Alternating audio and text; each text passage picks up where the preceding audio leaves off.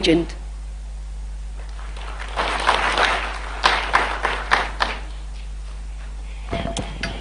Good morning, church. Bwana asifiwe. Yeah, my name is Anne Lanoy. I'll read my tribute, and then afterwards maybe I can just give a short synopsis of what happened on the last day. I sit at your desk struggling to find the words to honor you, but the weight of this loss feels too heavy for language. Your departure doesn't make sense to me. The world feels still and strange without you. You are my constant world, and my heart, and the heart of our home. You love me in a way that only my heart truly knows, making me feel cherished and favored in every single day. I miss the simple things most. How you always answered my calls on the first ring, and the many times you called just to share a joke or to seek advice. As a father, you are our children's greatest anger. You are present, steady force, teaching them never to settle for mediocrity and to always strive for their best. Through your firm yet gentle example, you taught us the value of hard work, the beauty of humility, respect, and kindness. Your deep faith and religious devotion guided our path, and these are the virtues that we will carry forward in your honor. Cyrus, you are the definition of resilience. You are a visionary who thought outside the box, believing that nothing was insurmountable. To you, the word impossible did not exist. You are our eternal optimist, giving us hope when we felt we had none, and calming storms of life with your steady presence. You are uniquely generous and often giving until you had nothing left, and yet never expecting a single thing in return. You embraced my family as your own, caring deeply for them and always concerning yourself with their well-being. Truly, they became your people, and you became their heart. Thank you for the immense trust you placed in me. It has been my greatest honor to raise our children by your side and to care for your family. Your impact reached far beyond our home.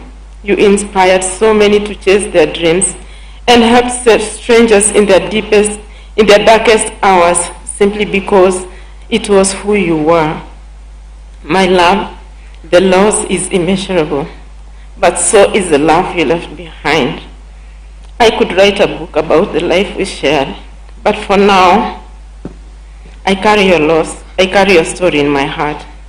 Fare thee well, my love, until we meet again at that beautiful shore. May God keep your soul in eternal peace. Amen.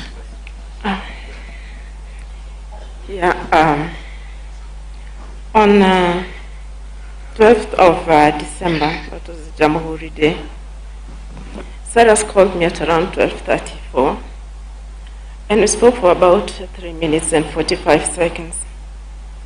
He called again at around 2:30 and asked me where I was, and I told him that I was in the supermarket. He said he wanted to see me, so he drove to where I was. When he reached the parking, he called me and told me he was outside.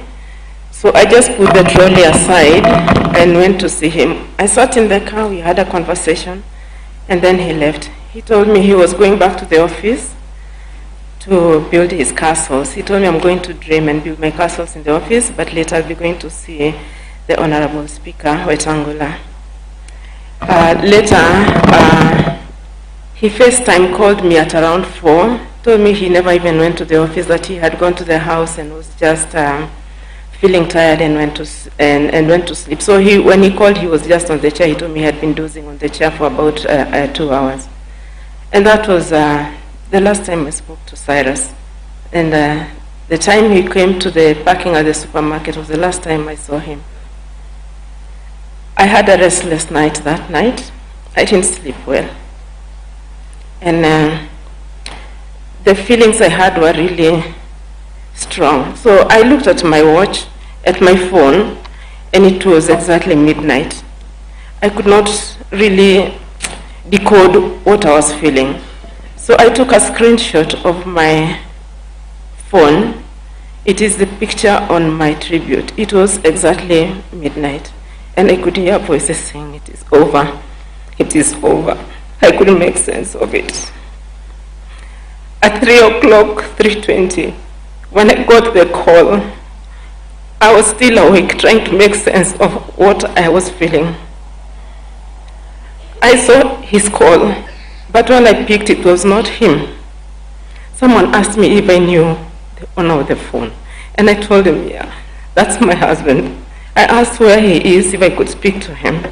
But they told me that he's been involved in an accident, and he was unconscious but was being attended to by the doctors. I continued talking, but I immediately asked my daughter Sonia to accompany me, and we started driving towards Naivasha. I could also not make sense when I was told that the accident had occurred in Naivasha, because he had no plans of traveling. So it was, at first I thought it was a prank, but then the officer identified herself and said she was Corporal Rhoda of Naivasha police station. So I drove and I went. I realized that it was going to be very heavy for me. I called Senator Kaniri, I called Mr. Kisia and Mr. Fred Amayo and asked them to accompany me to Naivasha. And I'm glad that even at that hour, at 3 a.m. in the morning, they woke up and they followed me alongside their spouses. And we kept going, we kept communicating.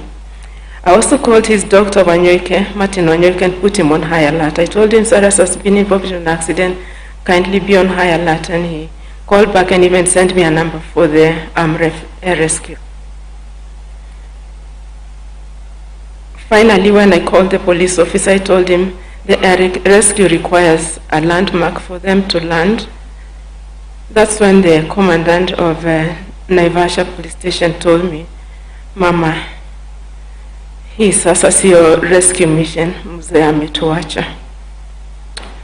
It was devastating. We stopped the car on the roadside and we just screamed and cried and cried. I informed Christine Yokabi, I informed Kanini of what has happened. I also informed her siblings. And I called some of our children, Jake, Tim, and June. I told them to follow because things were really bad. I had also called Honorable Sudi. Though he did not answer, he called me at around 6, and I also informed him about what had happened. We reached there. We found Cyrus in the morgue at Naivasha mortuary. So the rescue mission changed now to something else. So I called Lee Funeral Home and asked them to send us a hearse. And the whole team, we converged at the morgue and we brought him back to Nairobi. It is a terrible loss. It was so shocking to speak to someone a few hours and then later be told that he is no more. I pray for your prayers for the family. The children have been hardest hit, but God will give them strength. And I pray that all the children, let us be strong. Let us love one another. And let us continue with Dad's legacy. Dad was a fair man. He believed in equity. And he never discriminated against anyone. And I pray that God will give us the grace to continue that and to be fair to all the children and give them what they deserve. God bless us all. Thank you.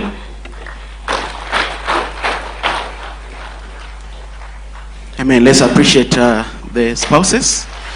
To Honorable Cyrus Jirongo. Yeah, thank you so much.